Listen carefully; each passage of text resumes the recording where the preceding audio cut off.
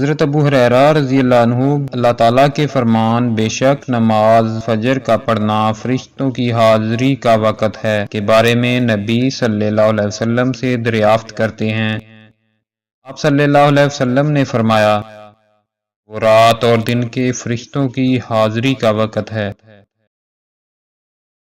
حضرت ابن عمر رضی اللہ عنہ بیان کرتے ہیں رسول اللہ صلی اللہ علیہ وسلم کے دور میں اذان کے کلمات 2 مرتبہ اور اقامت کے کلمات قد قامت الصلاۃ قد قامت الصلاۃ کے سوا ایک مرتبہ تھے۔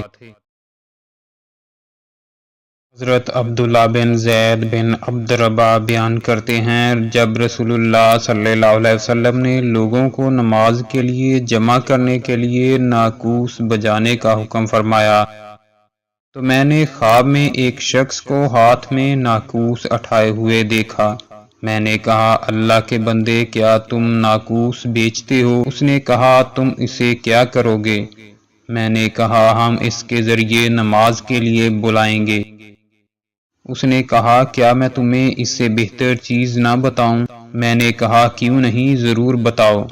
راوی بیان کرتے ہیں اس نے کہا تم اللہ اکبر سے لے کر آخر اذان تک کہو اور اسی طرح اقامت۔ پس جب صبح ہوئی تو میں رسول اللہ صلی اللہ علیہ وسلم کی خدمت میں حاضر ہوا تو انہیں اپنا خواب سنایا تو آپ صلی اللہ علیہ وسلم نے فرمایا انشاءاللہ یہ سچا خواب ہے۔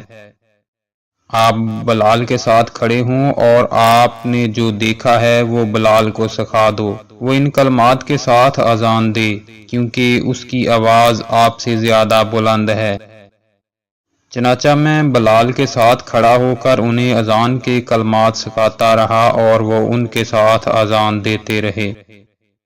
راوی بیان کرتے ہیں عمر بن خطاب رضی اللہ عنہ نے اپنے گھر میں اذان کی آواز سنی تو وہ اپنی چادر گھسیٹتے ہوئے تشریف لائے اور کہنے لگے اللہ کے رسول اس ذات کی قسم جس نے آپ کو حق کے ساتھ معبوس فرمایا، جو کچھ انہیں دکھایا گیا بالکل وہی کچھ میں نے دیکھا ہے۔ رسول اللہ صلی اللہ علیہ وسلم نے فرمایا اللہ کا شکر ہے۔